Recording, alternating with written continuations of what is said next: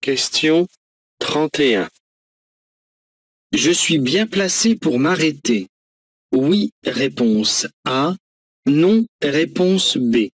Stationner. Oui, réponse C. Non, réponse D.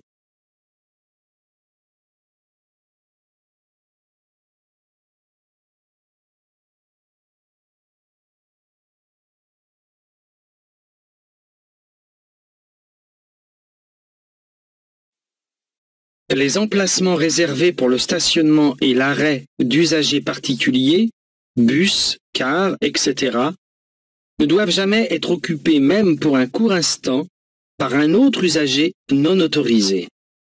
Stationner serait évidemment très gênant, mais même s'arrêter est interdit, parce que le car peut arriver à tout moment. Réponse B et D.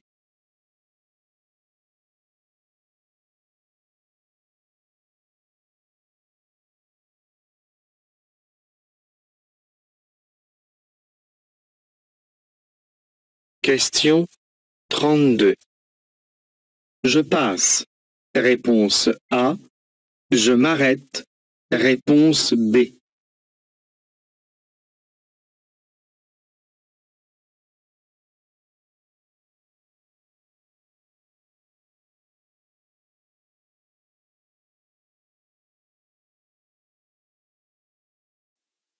La signalisation annonce un rétrécissement de la chaussée 50 mètres environ après le panneau. Celui-ci est complété par des cônes servant à délimiter la zone visible des travaux en cours. L'obstacle étant situé de mon côté, je suis tenu de m'arrêter puisqu'un usager arrive en sens inverse. Réponse B.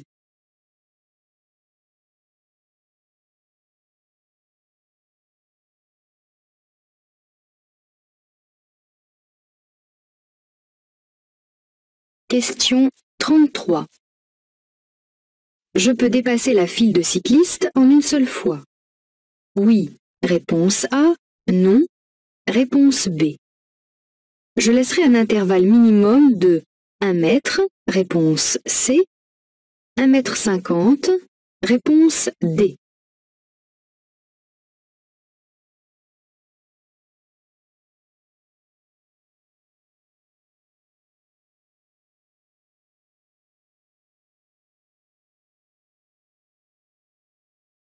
Je circule en agglomération dans une rue à sens unique. Je peux donc envisager de dépasser la file de cyclistes sans risquer de gêner des véhicules qui ne peuvent pas arriver en face. Je suis cependant tenu de laisser un espace de sécurité latérale d'au moins 1 mètre avec toute la file de cyclistes. Réponse A et C.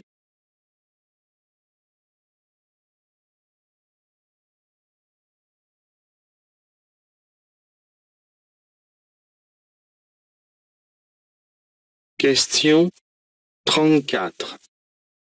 La signalisation indique un virage dangereux. Réponse A. Une limitation de vitesse. Réponse B. Une direction vers l'autoroute. Réponse C.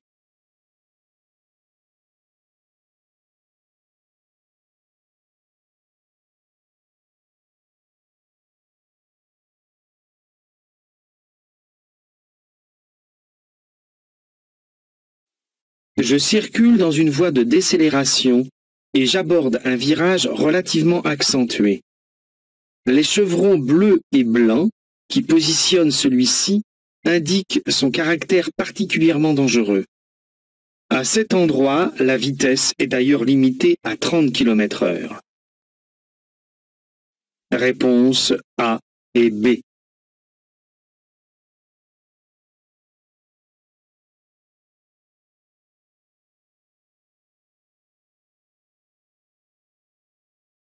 Question 35.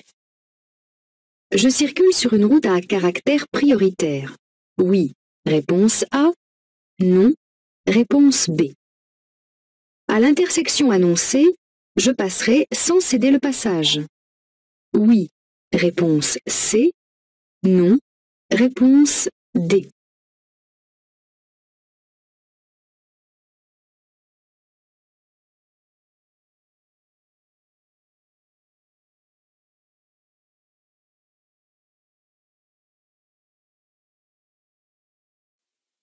Ce signal annonce une priorité ponctuelle au prochain carrefour. Ne pas le confondre avec le panneau qui signale et jalonne une route à caractère prioritaire et qui se présente comme ceci. À l'intersection annoncée, et à celle-là seulement, les usagers débouchant des voies adjacentes devront donc me céder le passage. Réponse B et C.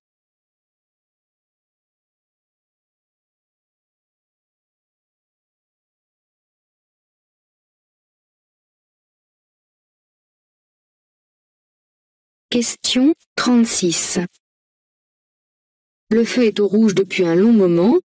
Je peux m'avancer doucement et passer avec prudence. Oui, réponse A. Non, réponse B.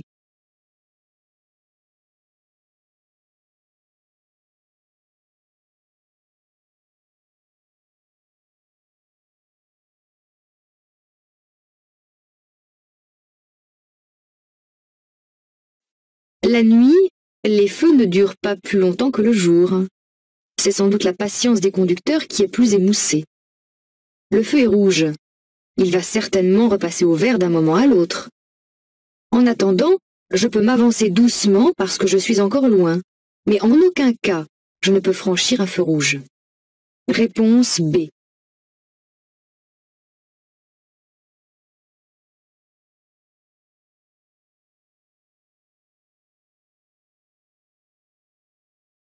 Question 37.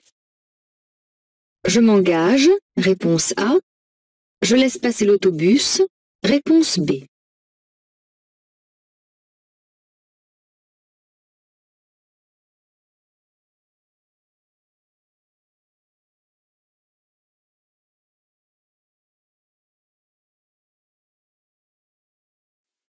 Hors agglomération, les véhicules de transport en commun sont censés faciliter le passage des véhicules plus petits.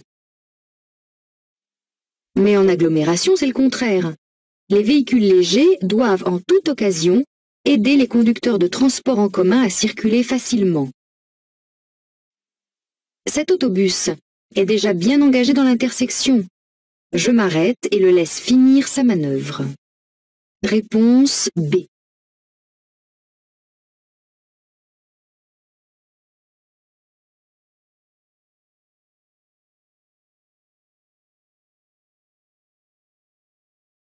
Question 38.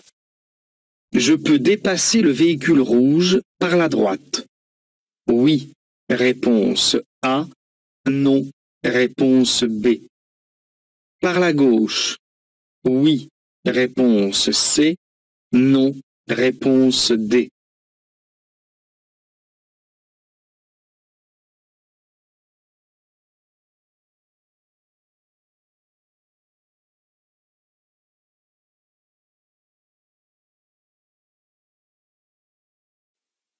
Je circule sur une route à chaussée séparée.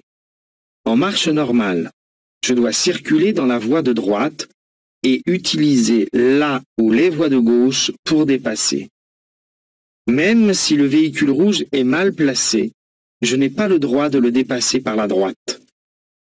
De même, je ne peux pas envisager le dépassement par la gauche puisque j'aperçois dans le rétroviseur un autre véhicule qui circule dans la voie de gauche et qui s'apprête à me dépasser. Réponse B et D.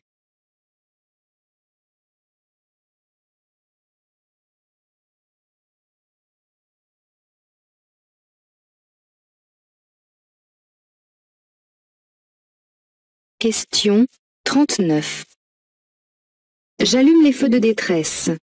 Oui, réponse A. Non, réponse B.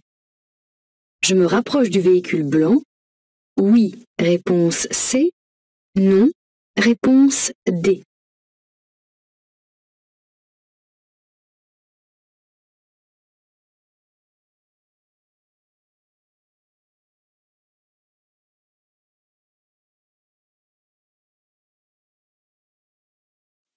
Pris dans cette circulation très dense, je ne suis pas le dernier de la file arrêtée. Je n'ai pas à actionner mes feux de détresse. Je dois veiller au maintien de la distance de sécurité, car le risque principal dans ces conditions de conduite est lié au carambolage. Ici, je prévois donc un espace de sécurité suffisant avec le véhicule blanc, et je roule au centre de ma voie. Réponse B et D.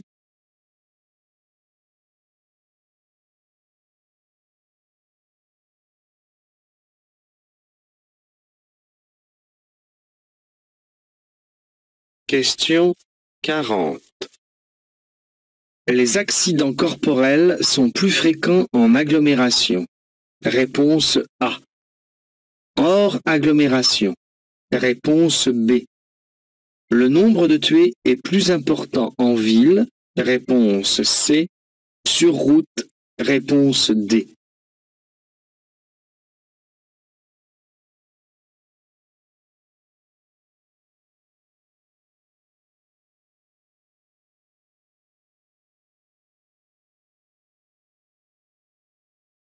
Depuis de nombreuses années, on constate que 65% des accidents corporels se produisent en agglomération.